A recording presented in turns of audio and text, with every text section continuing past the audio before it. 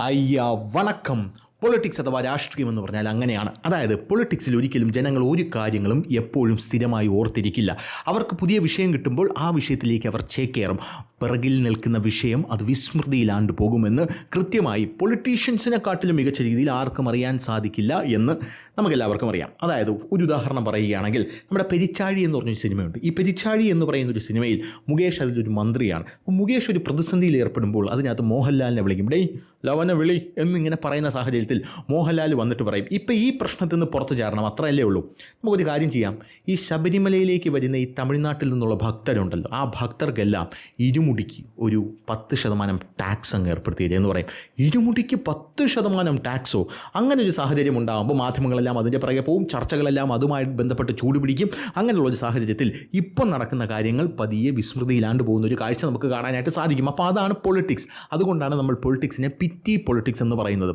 നമ്മുടെ ഭഗീരഥൻ പിള്ളയായിട്ടുള്ള ഗർഭം കലക്കി രാഹുൽ മാങ്കൂട്ടം, ഈ രാഹുൽ മാങ്കൂട്ടത്തിൻ്റെ കേസ് വന്നതിന് പിന്നാലെ കോൺഗ്രസ് വലിയ രീതിയിലുള്ള ക്ഷീണം നേരിടുകയായിരുന്നു. ഈ രാഹുൽ മാങ്കൂട്ടം എന്ന് പറയുന്നത് നമുക്കറിയാം ഷാഫി പറമ്പിലിൻ്റെ അടുത്ത കൈയാണ്, ഷാഫി പറമ്പിലിൻ്റെ ചങ്കാണ്. ഈ ഷാഫി പറമ്പിൽ എന്ന് പറയുന്ന വ്യക്തി പാലക്കാട് നിന്നും MLA ആയി അവിടെ നിന്നും ഷാഫി പറമ്പിൽ KK ശൈലജ എന്ന് പറയുന്ന നമ്മുടെ ടീച്ചറമ്മയെ തോപ്പിച്ചിട്ടാണ് നേരെ വടകരയിൽ നിന്നും MP ആയിട്ട് പാർലമെൻറ്റിലേക്ക് പോയിരിക്കുന്നത്. ചില്ലറപ്പുള്ളി അല്ല ഷാഫി പറമ്പിൽ എന്ന് പറയുന്നത്.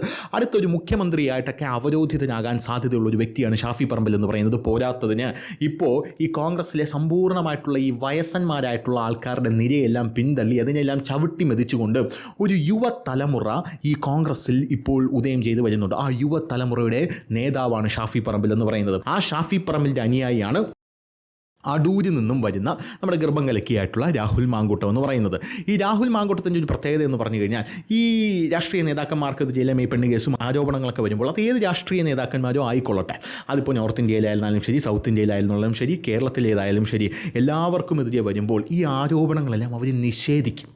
അതായത് ഞാനങ്ങനെ ചെയ്തിട്ടില്ല, ഇത് എൻ്റെ രാഷ്ട്രീയ ജീവിതത്തിൽ കരിവാരി തേക്കാനുള്ള ഒരു നീക്കമാണ് എന്നൊക്കെ പറഞ്ഞ് ഈ സാധാരണഗതിയിലുള്ള ജനങ്ങളുടെ കണ്ണിപ്പൊടിയിടാനുള്ള രാഷ്ട്രീയ ഗിമിക്കുകളുമായിട്ട് അവർ രംഗത്തെത്തും. ഇപ്പോൾ മുഖ്യമന്ത്രി പിണറായി വിജയനൊക്കെ പറയുന്നത് കേട്ടിട്ടില്ല, 2 കൈകളും ഇങ്ങനെ ഉയർത്തിപ്പിടിച്ചിട്ട് എൻ്റെ ഈ 2 കൈകളും സംശുദ്ധമാണ് എന്നൊക്കെ പറയുന്നത് കേട്ടിട്ടില്ല. അപ്പോൾ ഇവരുടെയൊക്കെ വിചാരം ഈ ചരിത്രം ഉണ്ടല്ലോ, അതായത് ഇവരൊക്കെ നാളെ മൺമറഞ്ഞു പോകേണ്ട ആൾക്കാരാണ്. അങ്ങനെ മൺമറഞ്ഞു പോയി ഇവരെക്കുറിച്ച് കുട്ടികളൊക്കെ പഠിക്കുമ്പോൾ, ഈ കമ്മ്യൂണിസ്റ്റ് ചരിത്രത്തിൽ ഇങ്ങനെ പഠിക്കുമ്പോൾ, അന്ന് മുഖ്യമന്ത്രി പിണറായി വിജയൻ ഇന്ന ദിവസം ഇന്ന ഡേറ്റിൽ കൈകൾ രണ്ടും ഇങ്ങനെ ഉയർത്തി വെച്ച് പറഞ്ഞു ഈ കൈകൾ സംശുദ്ധമാണ് എന്നൊക്കെ വരുമെന്നാണ് ഇവരുടെ വിചാരം എന്ന് പറയുന്നത്. അങ്ങനെ വന്നേനെ. പക്ഷേ ഇപ്പോൾ സോഷ്യൽ മീഡിയ യുഗമാണ്, അതുകൊണ്ട് അങ്ങനെ വരാനുള്ള സാധ്യത വളരെ കൂടുതലാണ്. കാരണം ഇവരിത് പറയുമ്പോൾ തന്നെ ഈ ഉടായിപ്പ് അടുത്ത നിമിഷം സോഷ്യൽ മീഡിയയിലൂടെ പൊളിഞ്ഞടുങ്ങുകയാണ് എന്നുള്ളതാണ് നമ്മൾ മനസ്സിലാക്കേണ്ട ഒരു കാര്യം എന്ന് പറയുന്നത്. പണ്ടത്തെ രാഷ്ട്രീയ നേതാക്കന്മാരൊക്കെ എന്തെങ്കിലും പറയുമ്പോഴോ എന്തെങ്കിലും ജസ്റ്റേഴ്സൊക്കെ കാണിക്കുമ്പോഴോ അത് ഇന്നത്തെ കാലത്ത് നമ്മളെ പുസ്തകങ്ങളിലൂടെ വായിക്കുമ്പോൾ അന്ന് ആ രാഷ്ട്രീയ നേതാവ് ഇങ്ങനെ കാണിച്ചു, അന്ന് ഈ രാഷ്ട്രീയ നേതാവ് ഇങ്ങനെ കാണിച്ചു, അപ്പോൾ അത് വലിയൊരു സംഭവമായി മാറി എന്നൊക്കെ നമുക്ക് കൃത്യമായിട്ട് അറിയാനായിട്ട് സാധിക്കും. പക്ഷേ ഇന്ന് അങ്ങനെയല്ല. അപ്പോൾ നമ്മുടെ രാഹുൽ മാങ്കൂട്ടം ഒരു പെണ്ണ് കേസിൽ അകപ്പെടുന്നു. രാഹുൽ മാങ്കൂട്ടം അത് നിഷേധിച്ചില്ല. രാഹുൽ മാങ്കൂട്ടം പിന്നീട് ഒരു വനവാസത്തിന് പോയി. രാഹുൽ മാങ്കൂട്ടം ഒരു ഭഗീരഥൻ പിള്ളയാണ് എന്ന് കൃത്യമായിട്ട് നാട്ടുകാർക്ക് മനസ്സിലാവുന്ന ഒരു സാഹചര്യം ഉണ്ടാകുന്നു. പക്ഷേ ഷാഫി പറമ്പിലിൻ്റെയും പൊളിറ്റിക്കൽ ഇസ്ലാമിൻ്റെയും കൃത്യമായിട്ടുള്ള സപ്പോർട്ടുള്ളത് കൊണ്ട് തന്നെ രാഹുൽ മാങ്കൂട്ടം എന്ത് ചെയ്തു? രാഹുൽ മാങ്കൂട്ടത്തിനെ ന്യായീകരിക്കാനായിട്ട് ഒരുപാട് ആൾക്കാർ രംഗത്തെത്തി. അതിന് പൈസ കൊടുത്തും കോൺഗ്രസ് രാഹുൽ മാങ്കൂട്ടത്തിനെ ന്യായീകരിക്കാൻ ആളിറക്കിയിട്ടുണ്ട് എന്നുള്ള ആരോപണം മുന്നിലേക്ക് വന്നു. സോഷ്യൽ മീഡിയയിൽ അവർ രാഹുൽ മാങ്കൂട്ടത്തിനെ ന്യായീകരിച്ച് മെഴുകി. നമുക്കറിയാം നമ്മുടെ സവാദിനെ അവരെ ന്യായീകരിക്കുന്ന ആൾക്കാരുണ്ടല്ലോ, മെൻസ് അസോസിയേഷൻ്റെ ടീം.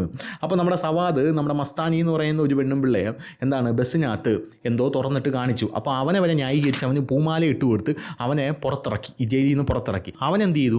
അവൻ അടുത്ത ബസ്സിൽ കയറി അടുത്ത പെണ്ണിൻ്റെ തുണി ഉരി കാണിച്ചു. അപ്പോൾ ഇങ്ങനെ വന്നപ്പോൾ ഈ മെൻസ് അസോസിയേഷൻ്റെ അണ്ണാക്കിൽ പിരിവെട്ടിയിരിക്കുകയാണെന്നുള്ളതാണ്. അപ്പോൾ രാഹുൽ മാങ്കൂട്ടത്തിൻ്റെ കേസിൽ പറയുകയാണെങ്കിൽ അങ്ങനെ ഒരു സംഭവം നമ്മുടെ കോൺഗ്രസ്സിനുണ്ടായി. അതോടുകൂടി കോൺഗ്രസ്സിന് വലിയ ക്ഷീണം നേരിട്ടു. ഈ കോൺഗ്രസിൻ്റെ യുവതലമുറ എന്ന് പറയുന്ന ഈ സെറ്റപ്പിൻ്റെ തലവൻ എന്ന് പറഞ്ഞാൽ ഷാഫി പറമ്പിലാണ്. രണ്ടാമതാരാണ്? നമ്മുടെ യൂത്ത് കോൺഗ്രസ് സംസ്ഥാന അധ്യക്ഷനായി വിരാജിച്ചിരുന്ന രാഹുൽ മാങ്കൂട്ടമാണ്. അപ്പോൾ ഇങ്ങനെ നിൽക്കുന്ന സാഹചര്യത്തിൽ ഇവരെ എല്ലാം സോപ്പിട്ട് കൈയടക്കി വെച്ചിരുന്നത് നമ്മുടെ VD സതീശൻ എന്ന് പറയുന്ന വ്യക്തിയാണ്. VD സതീശൻ എന്ന് പറയുന്ന ആൾ അടുത്ത മുഖ്യമന്ത്രി കസേരയ്ക്കൊക്കെ സ്ഥാനമൊക്കെ തച്ചിട്ട് കൃത്യമായിട്ട് ഇങ്ങനെ ഉടുപ്പൊക്കെ ഇട്ടിട്ട് ഈ VD സതീശൻ എന്ത് ചെയ്തു? ഇവരെല്ലാം സോപ്പിട്ട് വെച്ചിരുന്നു. ഈ യൂത്ത് സൈഡിനെ സോപ്പിട്ട് വെച്ചിരുന്നു.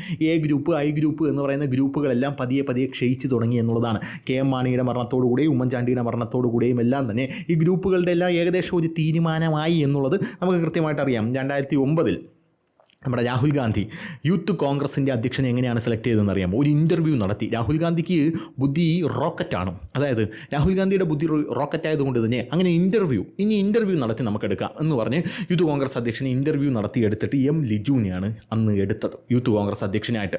അപ്പോൾ ഉമ്മൻചാണ്ടി എന്ത് ചെയ്തു? കയറി ഉടക്കി. എന്നിട്ട് പറഞ്ഞു എം ലിജുവിനെ എങ്ങനെ എടുക്കും? എൻ്റെ സിൽപ്പന്തി ആയിട്ടുള്ള ടി സിദ്ദിഖിനെ എടുക്കണം എന്ന് പറഞ്ഞു. രാഹുൽ ഗാന്ധി ഒന്നും നോക്കിയില്ല, നമ്മുടെ ലിജുവിനെ പിടിച്ച് തോട്ടിലെറിഞ്ഞിട്ട് സിദ്ദിഖിനെ എടുത്ത് വെച്ചു. അങ്ങനത്തെ ഒരു സാഹചര്യം ഉണ്ടായി. പിന്നെ അതിനുശേഷം സിദ്ദിഖിന് വേറെ പോസ്റ്റൊക്കെ കിട്ടിയപ്പോഴാണ് എം ലിജു അതിലേക്ക് തിരിച്ചു വരുന്നത്. അപ്പോൾ അങ്ങനെ ശക്തനായിട്ടുള്ള നേതാക്കന്മാരുണ്ടായിരുന്ന കാലഘട്ടമൊക്കെ പോയി. ഇപ്പോഴെന്ന് പറഞ്ഞാൽ പുതിയ പുതിയ നേതാക്കന്മാർ ഇങ്ങനെ ഉദയം ചെയ്ത് വരികയാണ്. അതിലെ വലിയ പുള്ളികളാണ് നമ്മുടെ ഷാഫി പറമ്പിൽ എന്ന് പറയുന്നത്. ഷാഫി പറമ്പിൽ, രാഹുൽ മാങ്കൂട്ടം എന്നൊക്കെ പറയുന്നത്. അപ്പോൾ അതിനിടയിൽ ഇടിച്ചു കയറാനുള്ളൊരു ശ്രമമാണ് നമ്മുടെ സന്ദീപ് അണ്ണൻ നടത്തിയത്. സന്ദീപ് വേരിയർ എന്ന് പറയുന്ന നമ്മുടെ വേരിയർ എണ്ണം നടത്തിയത്. അണ്ണന് ഇപ്പോഴും ജയിലിൽ കൊതുകടിയും കൊണ്ട് കിടക്കുന്നു എന്നാണ് അറിയാൻ സാധിക്കുന്നത്.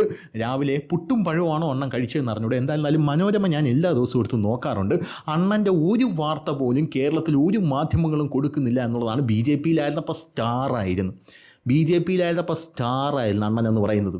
ഒരു കസേര കിട്ടിയില്ല എന്ന് പറഞ്ഞ് കോൺഗ്രസ് ചാടിപ്പോയതാണ്. ഇപ്പം വില ഞാൻ ഒന്നും പറയണില്ല, ഞാൻ പറഞ്ഞാൽ ചിലപ്പോൾ കൂടിപ്പോകും.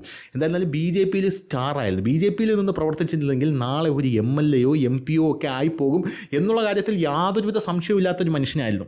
പക്ഷേ ആൾ ഫുള്ള് ഫേക്കാണെന്ന് കൃത്യമായിട്ട് ഇതിലോട്ട് ചാടിപ്പോയപ്പോൾ എല്ലാവർക്കും മനസ്സിലായിരുന്നു. അതായത് വയറ്റിപ്പഴപ്പാണല്ലോ ഈ രാഷ്ട്രീയം എന്ന് പറയുന്നത്. ആ വയറ്റിപ്പഴപ്പിൻ്റെ രാഷ്ട്രീയമാണ് ഞാനും ഫോളോ ചെയ്യുന്നത്. ആദർശത്തിൻ്റെ പുറത്തൊന്നുമില്ല ഞാൻ രാഷ്ട്രീയം കളിക്കുന്നത് എന്ന് കൃത്യമായിട്ട് തൻ്റെ അണികൾക്ക് മുന്നിലേക്ക് വിളിച്ചു പറഞ്ഞ് സന്ദീപ് വാര്യരണ്ണൻ ചാടിപ്പോയി കോൺഗ്രസ്സിൽ. പക്ഷേ ചാടിപ്പോയി വീണത് കോൺഗ്രസ്സിലായില്ല, ജയിലിലായിപ്പോയി എന്നുള്ളതേ ഉള്ളൊരു വ്യത്യാസം എന്ന് പറയുന്നത്. എന്തായാലും ഈ സന്ദീപ് വാര്യരണ്ണൻ കോൺഗ്രസ്സിൽ കയറിയ ശേഷമാണ് പല സമരങ്ങളൊക്കെ കാണുന്നത്. അങ്ങനെ സമരത്തിന് സന്ദീപ് വാര്യരണ്ണൻ പോകുന്ന, അതായത് ഈ സ്വർണ്ണപ്പാളിയുമായിട്ട് ബന്ധപ്പെട്ട സമരത്തിന് സന്ദീപ് വാര്യരണ്ണൻ പോകുന്ന ഒരു ദൃശ്യമൊക്കെ സമൂഹ മാധ്യമങ്ങളിൽ വൈറലായിട്ട് പ്രചരിക്കുന്നുണ്ട്. ഈ സന്ദീപ് വാര്യരണ്ണൻ നേരത്തെ കോൺഗ്രസ്സിൽ കയറിയ സമയത്തും സമരത്തിന് പങ്കെടുക്കാനായിട്ട് പോയിട്ടുണ്ട്. ആ സമരത്തിന് പങ്കെടുക്കാൻ പോയപ്പം സമരം ഇങ്ങനെ മുദ്രാവാക്യം വിളിച്ച് ഇങ്ങനെ മുന്നിലേക്ക് പോവുകയാണ്. ഇങ്ങനെ മുന്നിലേക്ക് പോകുമ്പോൾ നമ്മൾ കുറച്ചൊന്ന് ശ്രദ്ധിച്ച് നോക്കുമ്പം നമ്മളെ സന്ദീപ് വാര്യരണ്ണനെ കാണാനില്ല. സന്ദീപ് വാര്യരണ്ണൻ ഇങ്ങനെ ത്രെഡ്മില്ലിൽ നടക്കുന്നത് പോലെ ആ നിന്നടത്ത് തന്നെ ഇങ്ങനെ നടക്കുകയാണ്. സമരം മുന്നോട്ട് പോവുകയാണ്. അണ്ണ അങ്ങനെ നിന്നടത്ത് തന്നെ ഇങ്ങനെ നിന്ന് നടന്നുകൊണ്ടിരിക്കുകയാണ്. അടി വരുന്നു, അണ്ണൻ പിറകെ നിന്ന് തിരിഞ്ഞോടുന്നു. ഇപ്പോൾ ഈ വിഷ്വലൊക്കെ സമൂഹ മാധ്യമങ്ങളിൽ വൈറലായിരുന്നു. പക്ഷേ ഈ സമരത്തിന് അങ്ങനെ പോകാനായിട്ട് കോൺഗ്രസ്സുകാർ സമ്മതിച്ചില്ല. അണ്ണൻ ഇങ്ങനെ പതുക്കെ പിറകിലോട്ട് പോകുമ്പോഴും സൈഡിൽ നിന്ന് ഒരുത്തം തോൾ കൊണ്ട് തട്ടും, ഫ്രണ്ടിലോട്ട് പോകും എന്ന് പറഞ്ഞ് സൈഡിൽ നിന്ന് തോൾ കൊണ്ട് തട്ടി അണ്ണനെ ഫുട്ബോൾ അടിക്കുന്നത് പോലെ ഫ്രണ്ടിലോട്ട് കൊണ്ടുപോകുന്ന കാഴ്ചയാണ് നമുക്ക് കാണാനായിട്ട് സാധിച്ചത്. അങ്ങനെ അണ്ണൻ ജയിലിലായി. ഒരു മാധ്യമങ്ങൾ പോലും ചർച്ച ചെയ്യാനില്ല, ഒരു മാധ്യമങ്ങൾ പോലും തിരിഞ്ഞു നോക്കുന്നില്ല. അതേസമയം ബി ജെ പിയിലായിരുന്നു അണ്ണൻ പ്രവർത്തിച്ചിരുന്നെങ്കിൽ, ആ സമയത്താണ് അണ്ണൻ ജയിലിലോട്ട് പോയിരുന്നെങ്കിൽ ഇപ്പോൾ അണ്ണനെ ജയിലിൽ നിന്ന് പുറത്തിറക്കാനായിട്ട് ഇവിടെയുള്ള സംഘികൾ മുണ്ടൂരി തലയെ കെട്ടി ഇറങ്ങിയേനെ എന്നുള്ളതാണ് വേറൊരു കാര്യം എന്ന് പറയുന്നത്. ജയിലിൽ നിന്ന് അണ്ണനെ ഇറക്കുന്നത് വരെ ഇവിടെയുള്ള സംഘികൾ ഈ വാർത്ത എന്ന് പറയുന്നത് സകല മാധ്യമങ്ങളുടെയും പ്രൈം ന്യൂസിൽ എടുത്തു വെച്ച് അത് കത്തിച്ചുകൊണ്ട് നിർത്തുമെന്നുള്ള കാര്യത്തിൽ വലിയ സംശയമൊന്നുമില്ല. കാരണം അങ്ങനെയായിരുന്നു ബി ജെ പി എന്ന് പറയുന്ന പാർട്ടിയിൽ അണ്ണൻ്റെ ഒരു സ്റ്റാർ പവർ എന്ന് പറയുന്നത്. അപ്പോൾ എന്നെ നുള്ളി പിച്ചി മാന്തി എന്നൊക്കെ പറഞ്ഞു പോയ അണ്ണൻ ഇപ്പോൾ ജയിലിൽ കിടന്നിട്ട് പോലും ഒരു പട്ടികളും അണ്ണനെ തിരിഞ്ഞു നോക്കുന്നില്ല എന്നുള്ളത് പ്രധാനപ്പെട്ട ഒരു കാര്യമാണ്. അങ്ങോട്ടേക്ക് ആരെങ്കിലും പോകുന്നുണ്ടോ എന്ന് പോലും ആർക്കും അറിഞ്ഞുകൂടാ. കൊതുകടിയും കൊണ്ട് കിടക്കുകയാണ് അവിടെ എന്നുള്ളതാണ് നമുക്ക് മനസ്സിലാക്കാനായിട്ട് സാധിക്കുന്നത്. അപ്പോൾ ആ ഒരു സാഹചര്യത്തിലാണ് ഇവിടെ ഇപ്പുറത്ത് നമ്മുടെ യൂത്ത് കോൺഗ്രസ് അധ്യക്ഷൻ്റെ ഒരു തെരഞ്ഞെടുപ്പ് ഒക്കെ കഴിഞ്ഞല്ലോ. തെരഞ്ഞെടുപ്പിൽ യൂത്ത് കോൺഗ്രസ് അധ്യക്ഷൻ്റെ വ്യാജരേഖ അടിച്ച് നമ്മുടെ രാഹുൽ മാങ്കൂട്ട അണ്ണൻ കയറി എന്നുള്ള ആരോപണങ്ങളൊക്കെ ആ സമയത്ത് വന്നതാണ്. രാജ്യദ്രോഹ കുറ്റമൊക്കെ ആണെന്ന് പറഞ്ഞ് വലിയ രീതിയിലുള്ള അന്വേഷണമൊക്കെ ആ സമയത്ത് നടക്കുന്നു, ഇപ്പോഴും നടന്നുകൊണ്ടിരിക്കുന്നു എന്നുള്ളതാണ് എൻ്റെ ഒരു ഊഹം എന്ന് പറയുന്നത്, സബ്ജക്ട് ടു കറക്ഷൻ. അപ്പോൾ അങ്ങനെയുള്ളൊരു സാഹചര്യത്തിൽ രാഹുൽ മാങ്കൂട്ട അണ്ണൻ ഈ ഗർഭം കലക്കി കേസിൽ അവിടെ നിന്നും രാജിവെച്ചു. സംസ്ഥാന അധ്യക്ഷ പദവി രാജിവെച്ചല്ലോ. ഞാൻ സംസ്ഥാന അധ്യക്ഷ പദവി രാജിവെക്കുകയാണ്, എം എൽ എ പദവി ഞാൻ രാജിവെക്കില്ല, സംസ്ഥാന അധ്യക്ഷ പദവി ഞാൻ രാജിവെക്കുമെന്ന് പറഞ്ഞ് ആ പദവി അണ്ണ രാജിവെച്ചു.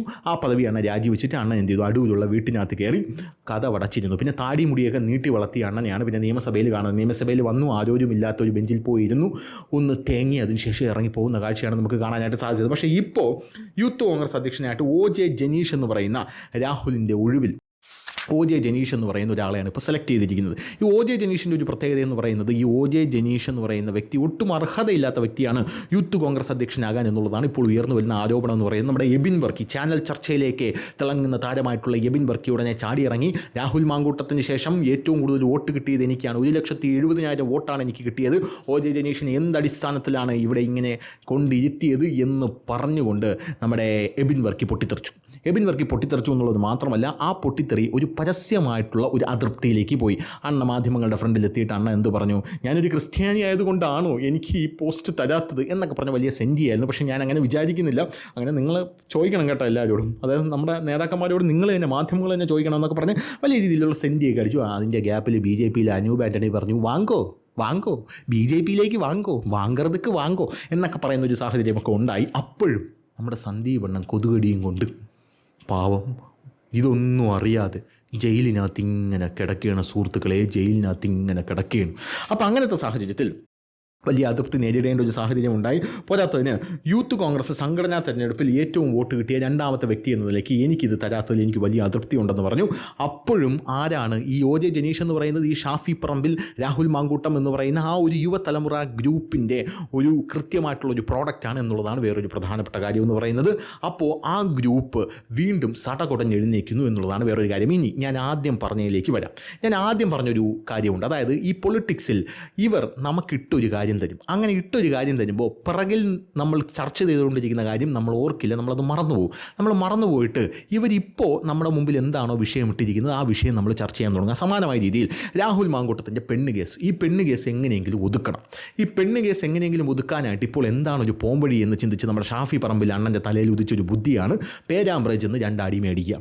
2 അടി പേരാമ്പ്രജ് എന്ന് മേടിച്ച് കഴിഞ്ഞാൽ കുറച്ച് കഷ്ടപ്പെടണം, ഒരു MP ആണെങ്കിലും സാരമില്ല, പേരാമ്പ്രജ് എന്ന് മേടിച്ച് കഴിഞ്ഞാൽ ആ ഗ്യാപ്പിൽ നമ്മൾ രാഹുലിനെ എന്ത് ചെയ്യാം, പുറത്തേക്ക് ഇറക്കാം. രാഹുൽ മാങ്കൂട്ട ഭഗീരഥം പിള്ളയെ പോലെ വീട്ടിനകത്ത് അടച്ചിരിക്കുകയാണ്, പക്ഷേ രാഹുലിനെ പുറത്തിറക്കാം. അങ്ങനെ പേരാമ്പ്രയിൽ പോയി 2 അടി മേടിക്കുന്നു. മാധ്യമങ്ങളെല്ലാം അത് ചർച്ചയാക്കുന്നു. മാധ്യമങ്ങളെല്ലാം തന്നെ ഷാഫി പറമ്പിലിനെ അതിഭീകരമായിട്ട് അതിഗംഭീരമായിട്ട് സപ്പോർട്ട് ചെയ്യുന്നു.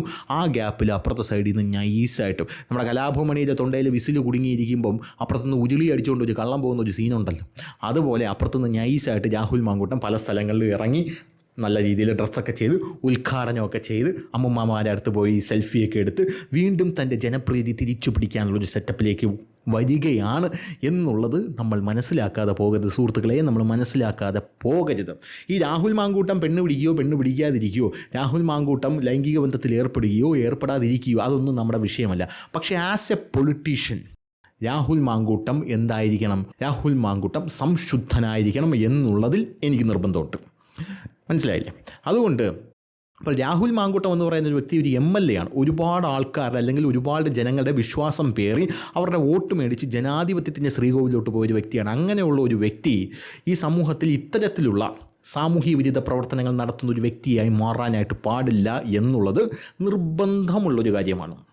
ഇനി വേറെ ആരെങ്കിലും ആണെങ്കിൽ നമുക്ക് പിന്നെ ന്യായീകരിക്കുകയായിരുന്നു. അതായത് പിന്നെ ന്യായീകരിക്കുക എന്ന് പറഞ്ഞു കഴിഞ്ഞാൽ നമ്മുടെ രാജ്യത്ത് 2 പേര് ലൈംഗിക ബന്ധത്തിൽ ഏർപ്പെടുന്നത്, കൺസെൻഷ്വലായിട്ട് ഏർപ്പെടുന്നത് എന്താണ് കുഴപ്പമില്ലാത്ത കാര്യമാണ്. നമ്മുടെ വേടൻ്റെ കേസൊക്കെ നമ്മൾ ന്യായീകരിച്ചിട്ടുണ്ടല്ലോ, അപ്പുറത്തിരിക്കുന്നവർ ന്യായീകരിച്ചല്ലോ, വേടനെ കുടുക്കിയതാണ്, വേട അങ്ങനെയാണ്, വേട എങ്ങനെയാണ്, പിന്നെ അവനെ കൊണ്ട് സമൂഹത്തിന് ഒരു ഗുണമില്ലാത്തത് കൊണ്ട് തന്നെ ആ കേസ് അങ്ങനെ തേഞ്ഞു മാഞ്ഞു പോയി. പക്ഷേ രാഹുൽ മാങ്കൂട്ടം അങ്ങനെയല്ല. രാഹുൽ മാങ്കൂട്ടം ഒരു MLA ആണ്. രാഹുൽ മാങ്കൂട്ടം ഒരു MLA ആയതുകൊണ്ട് തന്നെ ഈ കേസ് എങ്ങനെയൊന്നും തേഞ്ഞു മാഞ്ഞു പോകില്ല. അതെങ്ങനെയെങ്കിലും തേച്ചു മാച്ച് കളയാനുള്ളൊരു നാടകമായിരുന്നു യഥാർത്ഥത്തിൽ പേരാമ്പ്രയിൽ നടന്നത് എന്നുള്ളത് മറ്റൊരു പ്രധാനപ്പെട്ട കാര്യം.